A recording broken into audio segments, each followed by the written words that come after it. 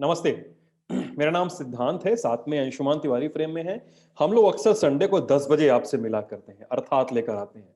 लेकिन अब एक नया शो आ गया है। शो का नाम है खर्चा पानी। रोज की जो आर्थिक सुर्खियां हैं, उनका क्या मतलब है, उनके निहितार्थ क्या हैं, ये हम अपने अर्थात वाले सर जी, अंशुमान जी के साथ समझेंगे, उसको जानेंगे, उसके क्या परिणाम हो सकते हैं, वो भविष्य में कैसी जाएगा, वो भविष्य में कैसा होगा उसका परिणाम, उन चीजों का, उस रूपरेखा क्या है, अर्थव्यवस्था, हम सब कुछ कहाँ जा रहा है, ये खर्चा पानी में तय होगा। और इस पर डिस्कशन होगा मेरे और अंशुमान जी के बीच में। कैसे हैं अंशुमान जी? जी, बिल्कुल अच्छे हैं और इस नए शो के लिए बधाई ब्लंट टाइप की टीम को और बाकी सारे लोगों को क्योंकि सिद्धांत लोग नियमित रूप से फ़ोन करते हैं, मैसेज करते हैं कि हमको रोज़ कुछ ना कुछ सूचनाएँ चाहिए, रोज़ कुछ ना कुछ चीज़ें चाहिए। तो आपके लिए, दर्शकों के लिए और जो लोग देख रहे हैं कि अर्थात से खर्चा-पानी फ़र्क कैसे होगा? हम्म। ये दिलचस्प बात है। खर्चा पानी दरअसल हम इन पर उन खबरों पर बात करेंगे जो आपके खर्चे पानी को प्रभावित करती हैं, हम्म। आपके बजट को प्रभावित करती हैं, आपकी ज़िंदगी को जिनका मतलब आप नहीं समझ पाते या आपको लगता है ये बहुत दूर की कौड़ी है, पर एक्चुअली वो दूर की कौड़ी नहीं होती, वो आपकी जेब का छेद होता है जो आप हम्म। समझ नहीं पाते पाते हैं। तो हम इसमें ये बताने की कोशिश करेंगे कि आज दिन में जो हुआ है या कल कुछ हुआ है या जो आज की बड़ी सुर्खियाँ हैं, उनको आप कैसे समझें? कैसे सतर्क रहें क्योंकि अर्थव्यवस्था मौसम की तरह होती है, जितना मौसम आपको प्रभावित करता है, लगभग उतनी ही इकोनॉमी और अर्थव्यवस्था आपको प्रभावित करती है। और जैसे आप बदलते मौसम के हिसाब से अपने यहाँ हीटर, पंखा चलाते हैं, कपड़े पहनते हैं, वैसे अर्थव्यवस्था के बदलते मौसम पर आपकी नज़र हमेशा होनी चाहिए। इसकी कोई भविष्यवाणी नहीं होती क्योंकि उससे ही आपका खर्चा पानी, आपकी ज़िंदगी, आपकी तरक्की, आपके शौक, आपकी आपकी सेहत सब कुछ प्रभावित होती है। हाँ। तो सिद्धांत हमारी कोशिश ये होगी कि हम उन चीज़ों को आपके सामने लेकर आएँ और आपको बताएँ जिससे कि आपके आपके जीवन के दैनिक कामकाज पर असर पड़ता है। हाँ, बहुत सारे लोग कहते थे कि हफ्ते जी, में एक और अर्थात होना चाहिए, ये सब चीजें होनी चाहिए। तो समझ लीजिए ये उसका ही एक विकल्प है कि रोजाना हम लोग अर्थात में भी कई कई बार मिस करते थे अंशुमान जी की आर्थिक सुर्खियों पे थोड़ी बहस हो जाए, हाँ, कई हाँ, चीजें हो जाएं, तो ये सब चीजें हम लोग यहाँ समेट लिया करेंगे। जी। बढ़िया। तो आज की पहली खबर है अंशुमान जी, पहली सुर्खी जिस पर हम डिस्कशन करेंगे, वो है पेट्रोल और डीजल पर टैक्सेशन को लेकर। मतलब जी। आंकड़ा जो है वो ये कहता है कि 48-49% रेवेन्यू बढ़ा है सरकार के पास पेट्रोल और डीजल से होने वाली कमाई में। और ये लेकिन वो वैसा समय है कि मार्च से लगाया दिसंबर बीत गया, जनवरी 2021 आ गई और खपत जो है कम हुई है। लगातार पेट्रोल डीजल की देश में खपत कम हुई है, ट्रेनें कम चली हैं, ट्रक कम चले हैं, लोगों ने ट्रेवल कम किया है हर जगह। क्या है?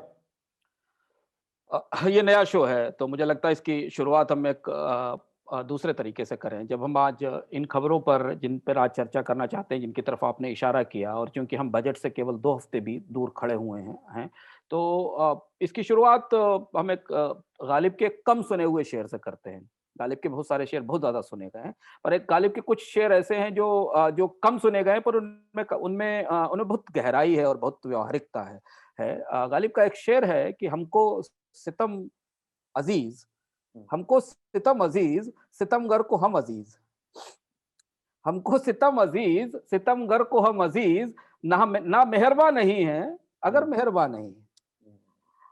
इस शेर में गालिब की जो शेरियत है, जो गालिब का कहने का अंदाज़ है कि हमको सितम अच्छा लगता है और सितमगर को हम अच्छे लगते हैं। सितंबर को हम अच्छे लगते हम अच्छे लगते हैं और अगर वो हमारे ऊपर नामेहरबान नहीं है, तो मेहरबान भी नहीं है।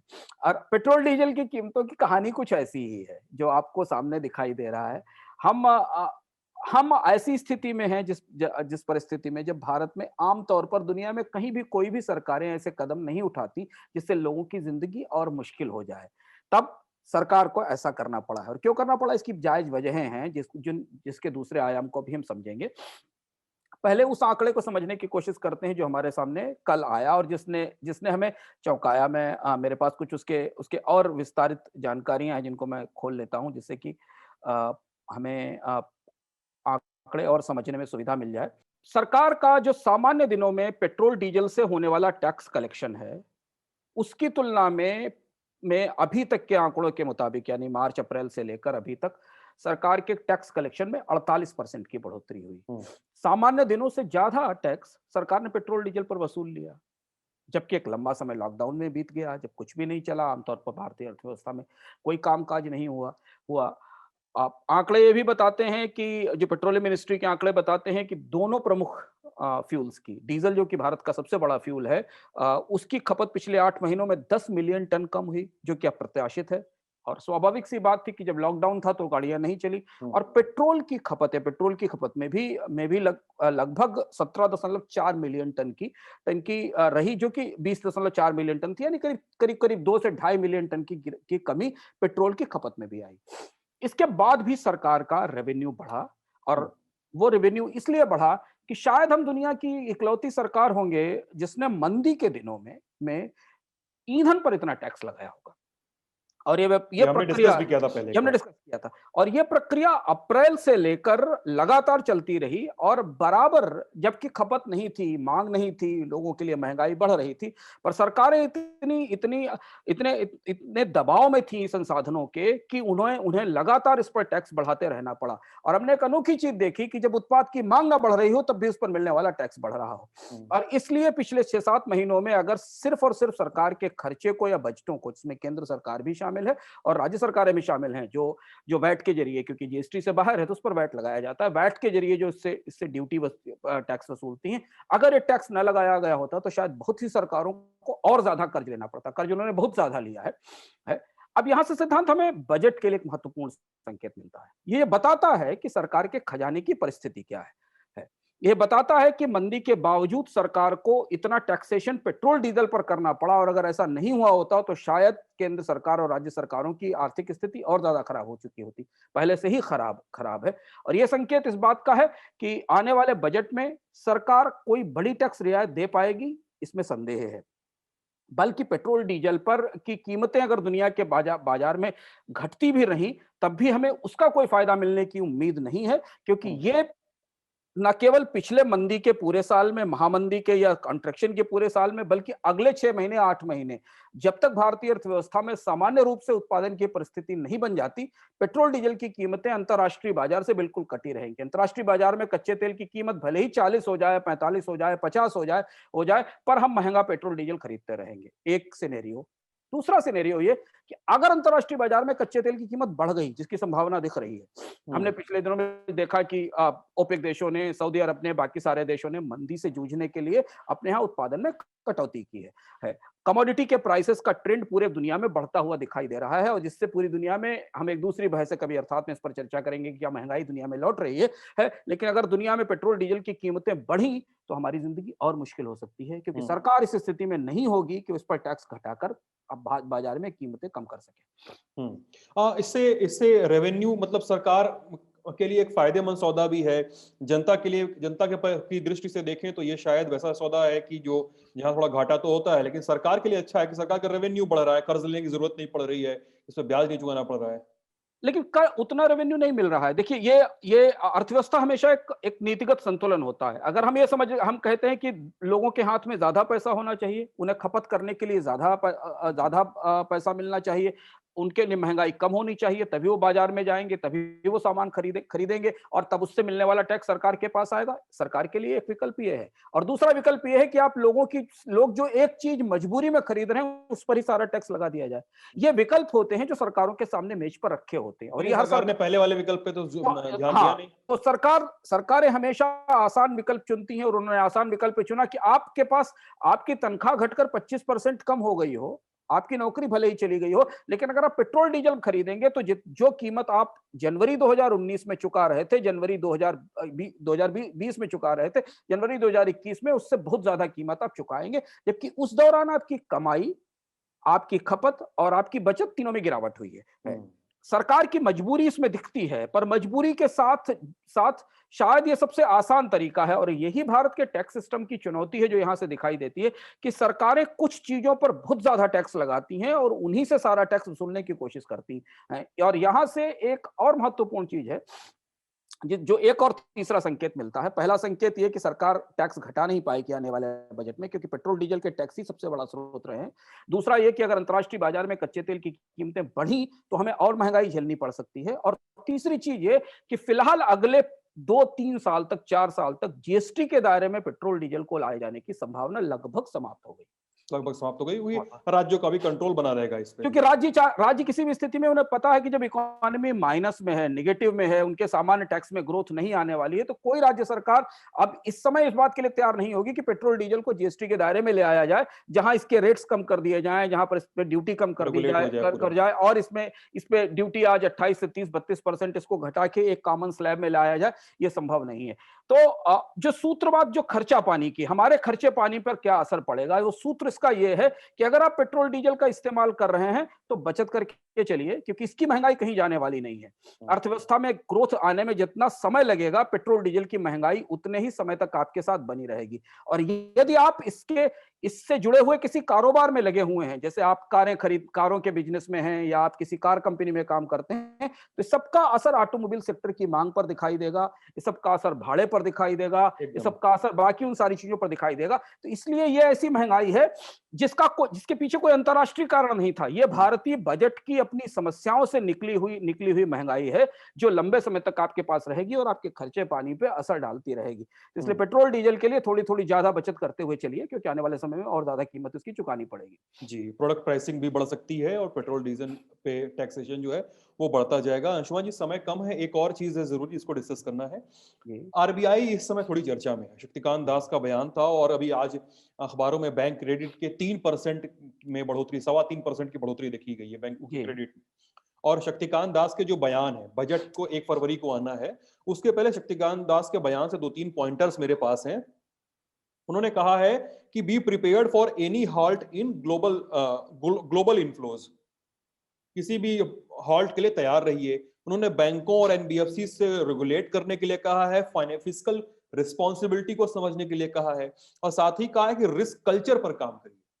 उन्होंने एनबीएफसी और बैंकों से कहा है, मतलब ये रिस्क कल्चर पे काम करने के लिए कहना और इस तरीके के संकेत देना उस समय जब क्रेडिट बैंकों का थोड़ा थोड़ा बढ़ा है, क्या है इन सब चीजों के मायने बजट के आने वाले बजट के परिदृश्य से देखें तो? सिद्धांत, ये भी बेहद महत्वपूर्ण भाषण था आरबीआई गवर्नर का। आमतौर पर बजटों के पहले रिजर्व बैंक से इस तरीके के बयान नहीं आते हैं, और इसलिए इसलिए पेट्रोल डीजल के पे जो टैक्सेशन है, उतना ही हमारी खर्चा पानी के लिए, हमारी जिंदगी के लिए रिजर्व बैंक ने जो कहा है उसको समझना जरूरी है, और ये बजट की पृष्ठभूमि भी तय करता है आने वाले समय में। वित्त मंत्री आरबीआई गवर्नर की आवाज कितनी सुनेंगी, बॉम्बे जो कह रहा है उसे नॉर्थ ब्लॉक कितना सुनेगा, ये हमें पता नहीं है, लेकिन उन्होंने 3-4 बड़ी बातें कही और काफी महत्वपूर्ण बातें कही, उन्हें संक्षेप में समझना जरूरी है। सबसे पहली चीज है कि लोग बार बार जो कह रहे हैं कि भारतीय शेयर बाजारों में बड़ी तेजी है और हमेशा बनी रहेगी, आरबीआई गवर्नर ने तीसरी बार पिछले 1 साल में यह बात कही है कि अगर आप शेयर बाजार की भाषा में कहें तो फैक्टिल डेवलप हो रही है। अगर ग्लोबल इन्फ्लोज में कमी आई, अभी हम विस्तार से चर्चा करेंगे कभी कि ग्लोबल अंतर्राष्ट्रीय बाजार से जो भारतीय बाजार में पूंजी आती है उसमें कमी क्यों हो सकती है, क्योंकि अंतर्राष्ट्रीय बाजार में ब्याज दरें बढ़ने की संभावना है, महंगाई आ रही है और कई सारी और परिस्थितियां जिनकी तरफ इशारा रिजर्व बैंक के गवर्नर ने किया है। और अगर वो पूंजी भारत में आना कम हुई, क्योंकि भारतीय अर्थव्यवस्था में तो अभी मजबूती नहीं है, ग्रोथ की संभावना नहीं है, तो शेयर बाजारों में गिरावट आएगी। तो रिजर्व बैंक ने एक समझदार रेगुलेटर की तरह 3 महीने पहले भी इस बात को वार्न किया था, जून में भी इस बात को वार्न किया था, और अभी फिर कहा है कि शेयर बाजार या वित्तीय बाजारों में जो बहुत ज्यादा पूंजी है वो जोखिम का सबब बन सकती है। तो आपके खर्चे पानी के हिसाब से ये महत्वपूर्ण है कि आप ये ध्यान देके रखिए कि अगर शेयर बाजार में आप निवेश करते हैं तो अपने नुकसानों को हेज करते हुए चलें, स्टॉप लॉसेस पे काम करते हुए चलें। अगर आप बेचना चाहते हैं तो बेचकर सही समय पर निकल लें। जो शेयर बाजार में काम करने वाले लोग हैं वो जानते हैं। ये बात भारत का केंद्रीय रेगुलेटर कह रहा है, पहली चीज। दूसरी महत्वपूर्ण बात जो रिजर्व बैंक ने कही, अभी हमने एक पूरा स्कैम देखा जिस पर आपने भी और बाकी सारे लोगों ने भी, हम लोगों ने खबरें की, जो चीन के साथ लेंडिंग ऐप का स्कैम था, उस पे बड़ा क्रैकडाउन आरबीआई करने जा रहा है। और आरबीआई ने फिनटेक कंपनियों और बैंकों के साथ ये जो डिजिटल बैंकिंग के जरिए के लोन लेना और एप्लीकेशन पर लोन लेना है, इसके लिए कुछ गाइडलाइंस बनाने का संकेत दिया है। इस पर हमारी निगाह रहेगी आने वाले समय में, जब भी इसके बारे में कोई गाइडलाइंस आएंगी तो जरूरी है। लेकिन आपके लिए जरूरी है कि जो रिजर्व बैंक के कह रहा है कि मोबाइल बैंकिंग उतनी ही अच्छी है जहां तक आप किसी लोन के दुष्चक्र में ना फंस जाएं, कोई आपको ठग ना ले। इसलिए जब तक इसके बारे में चीजें बहुत साफ ना हो जाएं तब तक आप थोड़ा सतर्क रहें, रिजर्व बैंक ने कहा है। तीसरी चीज जो रिजर्व बैंक ने कही है, जो बजट के लिए बड़ा संकेत है, कि सरकार को राजकोषीय घाटे पर ध्यान देना होगा। करीब करीब 15% राजकोषीय घाटा है जीडीपी का इस समय केंद्र और राज्य सरकारों का मिलाकर। ये ऐसा कहना इस बात का संकेत है कि आने वाले बजट में सरकार घोषणाएं कितनी भी करे, लेकिन वो खर्च बढ़ाने का बहुत ज्यादा रिस्क नहीं ले सकती, क्योंकि रिजर्व बैंक का कह रहा है कि वो सरकार के राजकोषीय घाटे की भरपाई एक सीमा से ज्यादा नहीं करा सकता बैंकिंग सिस्टम से। और तीसरी चौथी जो इंपॉर्टेंट बात है, जो जो एक बड़ा फैसला हुआ है, जहां से भारत में रिजर्व बैंक की दृष्टि से अब बाजार में सस्ती पूंजी देने का समय समाप्त हो गया है। रिजर्व बैंक ने पिछले 2 दिन पहले रिवर्स रेपो ऑक्शन शुरू किए। रिवर्स रेपो का मतलब ये होता है कि बैंकों के पास जो अतिरिक्त पूंजी पड़ी हुई है, वो अगर वो रिजर्व बैंक के पास जमा करना चाहे तो उसके बदले रिजर्व बैंक को उस पर ब्याज देता है।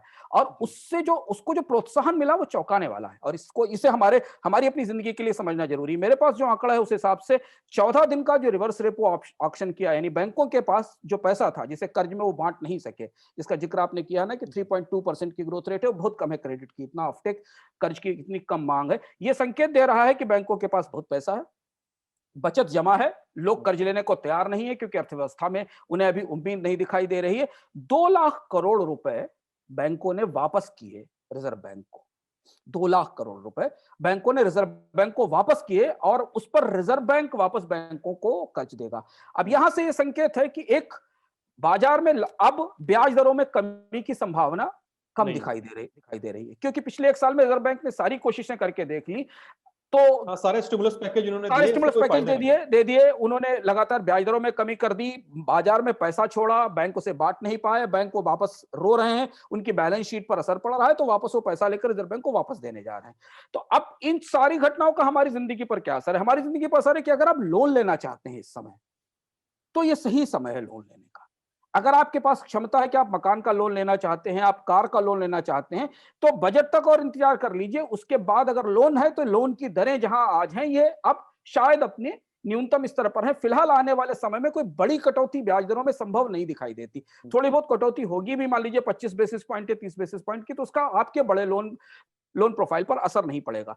दूसरी चीज यह है कि बैंकों पर दबाव लगातार बना रहेगा, यानी कि जमा पर ब्याज दरों में बढ़ोतरी की संभावना सीमित है। और तीसरी चीज, हमें बजट पर निगाह रखनी होगी, क्योंकि रिजर्व बैंक ने कहा है, इसलिए बजट में सरकार शायद कुछ बड़े खर्चों की घोषणा न कर पाए, क्योंकि रिजर्व बैंक ने स्पष्ट रूप से कहा है कि हमें सरकार को राजकोषीय घाटा कम करने की कोशिश करनी चाहिए। ये रिजर्व बैंक की जो 3-4 घोषणाएं, बड़ी घोषणाएं हैं आरबीआई गवर्नर की, उनका हमारे लिए उनका मतलब ये है। तो आज के खर्चा पानी में इतना ही बस, और इतनी ही बातों के साथ हम विदा लेते हैं। कल फिर से आएंगे नए टॉपिक्स के साथ, नई बातों के साथ। कुछ एक अगर आपके सवाल हो तो हम उनका भी जवाब देने की जरूर कोशिश करेंगे। अपनी राय से अवगत कराइए, अपने सवाल पूछिए, आलोचनाओं सब कुछ का आपका स्वागत है। कमेंट बॉक्स खुला है आप लोगों के लिए। और ललन टॉप देख, हाँ, और चलते चलते एक शेर और सुनते जाइए एकदम। हाँ, क्योंकि दूसरे तरीके के से हम इस पर चर्चा करते हैं कि मुझे भी एक सितमगर के कर्म से, मुझे भी एक सितमगर के पेट्रोल डीजल की कीमत चुकाते हुए लगता है ना कि मुझे भी एक सितमगर के कर्म से सितम सहने की आदत हो गई है। तो ये थोड़े समय तक महंगे पेट्रोल डीजल की कीमत चुकाने की आदत डाल लीजिए, क्योंकि जब तक आप सरकार का बजट नहीं सुधरेगा, हम लोगों का बजट भी ठीक नहीं होगा। आप देख रहे थे ललन टॉप। बहुत बहुत शुक्रिया।